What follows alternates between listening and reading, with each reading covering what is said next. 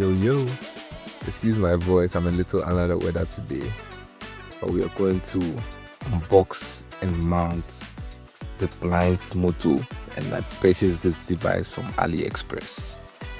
In the box, you find a brand's manual, and this shows you how to connect the product within the smart app, and also how you can mount the device on the wall.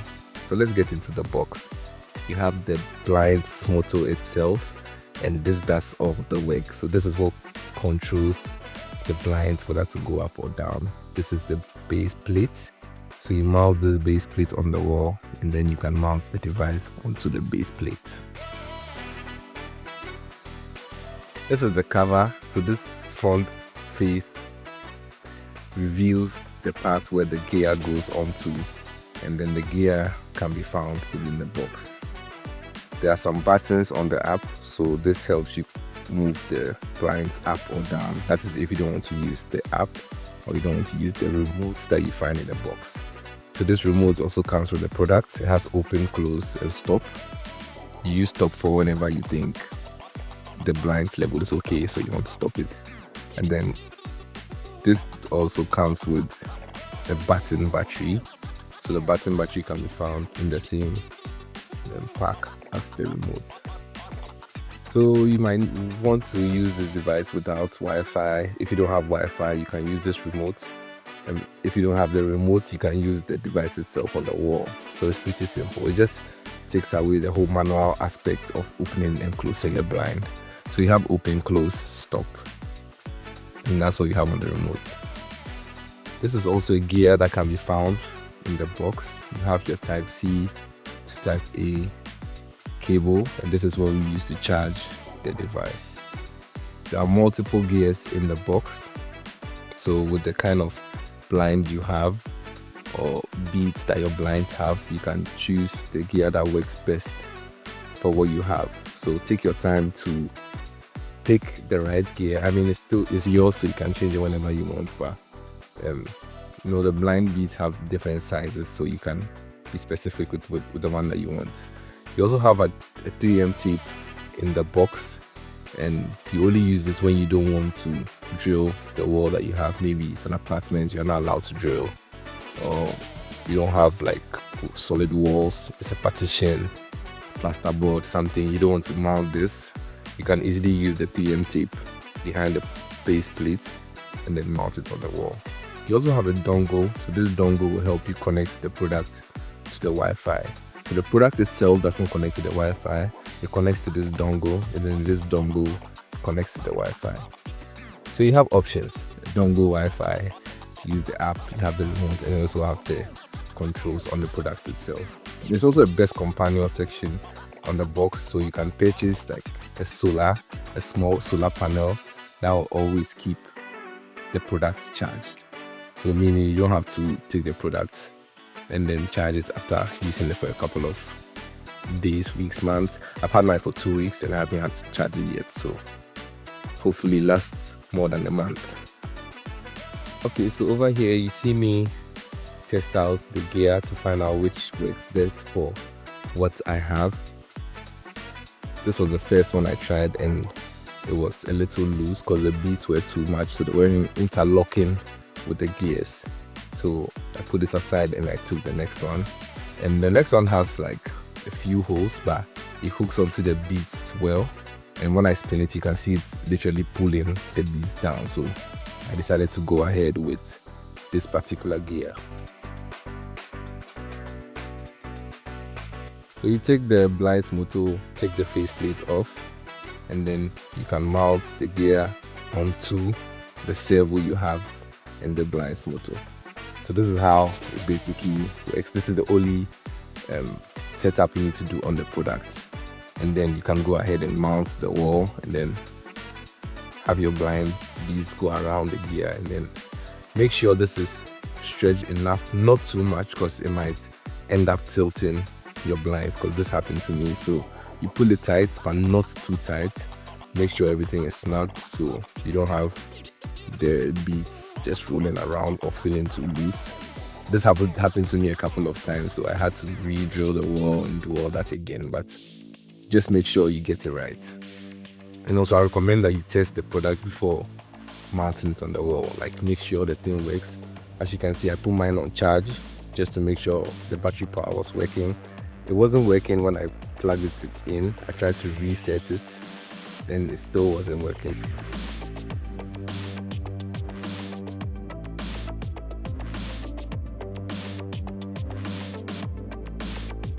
To verify if this was actually working, since the buttons were not working, I reset the device, connected the dongle to the USB, and then used the Smart Life app to connect the product to the dongle. So I wanted to go all out to make sure this thing was working before mounting it onto the wall. I'm sure yours will work, but I just wanted to be sure because it involved drilling the wall and everything. I didn't want to do all that work for nothing. So you go ahead and put in your Wi-Fi details and then connect the product. This takes a while, but it's not too much. Then after the device is connected, you can go ahead and test it first before you mount onto the wall. You can also see Alexa recognize that the device was connected. So yeah, you can use Alexa for this product. To go into that later. But then after I connected everything, I hit calibrate to see if the product will start rotating, just to let me know that, okay, bro, your product is fine and you're good to go.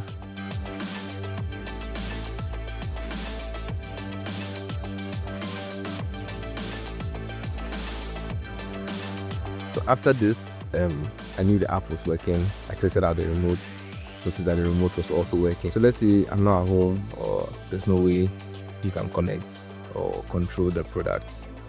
Someone can use the remote to control the product, or can use the buttons on the product itself to control the blinds, because you don't want a situation where without the app you can't use the product. So I think they were very thoughtful, and they gave you option to control the device.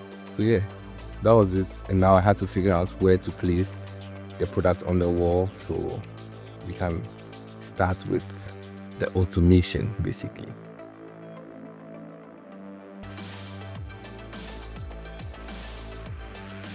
The dimensions given or the directions given in the manual can be a little confusing, but not really. Like, they show you the position where you need to have this, and also how low you should pull. I think it was 3 millimeters or 5 millimeters before you, so everything feels tight. I made a couple of mistakes doing that, so I had to drill the wall multiple times to make sure everything was together. I got it right the first time, but actually the mistake I made was mounting this too close to the blind. So you had the blinds literally hitting the device, and it made everything loud. Like, the beats kept hitting the blinds, and the blinds material kept moving up and down. Like, things were just all over the place. So make sure you measure the wall properly, move the device slightly away from the blinds so you don't have any interference with the beads and also the blinds material. So over here you can see I'd already drilled the wall once, but I had to go ahead and drill the wall again slightly away from the initial drill, and also a little lower to stretch the beads some more. So this was why I had to drill the wall again. So to avoid all of this, just make sure everything is perfect before you go ahead and drill. And also, this wasn't really a problem for me because I had some filler available. So after I noticed the holes were wrong, I just mixed my filler together and then fill the holes. So you don't really notice that, oh, there was some errors on the wall. But you might not have filler around, and then this might be cool and everything, but you see holes in the wall, and that's not cool. You don't want people seeing holes. And this was what happened the first time. And I really didn't like it. It was a little too close. It was making too much noise. You couldn't even see the other part of the beats, and we don't want that because that's just going to interfere with the mechanism. So try to move your blinds motor away from the blinds itself, slightly away, not too much. You don't want to see the beads tilted on the wall. No, that's not good too. So some people actually take out the beads and make it shorter and then have the blinds way up close to the whole blind mechanism. I don't know if you guys get me. So you don't have the beads all over the wall, just slightly close above. That means you are not going to use your hand anymore, like forever. And I don't want that. So yeah, you're not going to use the manual motion, I mean, forever. So I went ahead and used my own plugs, because the first plugs were stuck in there, and used bigger screws to avoid it from coming out of the wall. My drill was slightly bigger, so I don't remember the dimension or the size or the drill bit I used, but it was slightly bigger than what was given, so I had to use my own wall plugs, which are slightly bigger than what was given, and then bigger screws to make sure this thing was tight.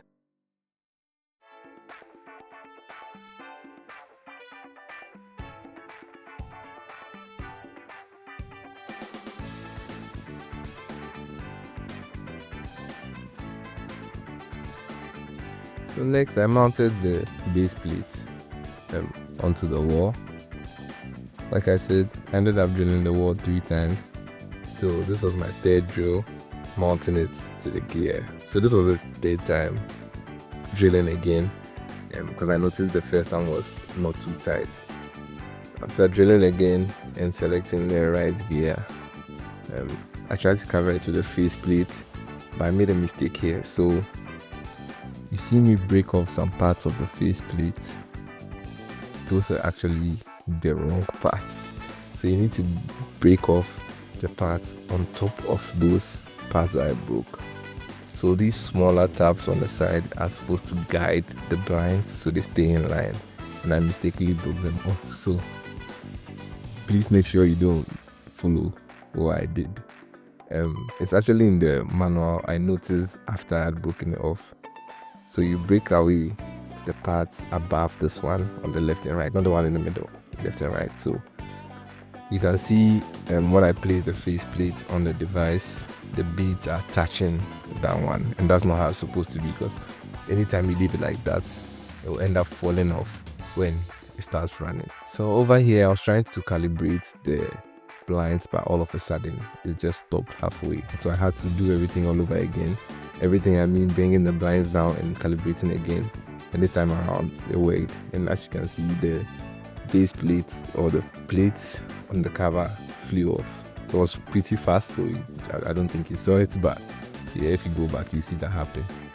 So now everything is complete. You can see the blinds opening slowly as I hit the open button within the app. So you can see the button has been hit and then the blinds are open. You also have the UI to show the level at which the blinds have reached. So if you want to stop anywhere, you can hit the stop button within the app.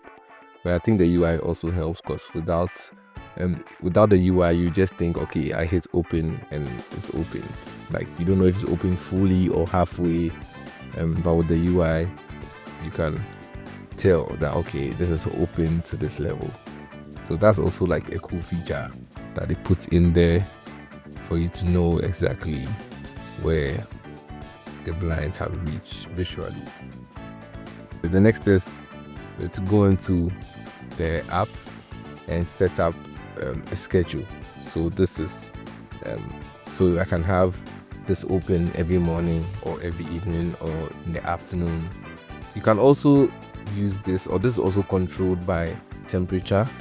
If you live in a part of the world where you have very cold days, like I don't live in such areas, so I'm not going to use the temperature, to be honest, but you can set it up that, okay, if it gets below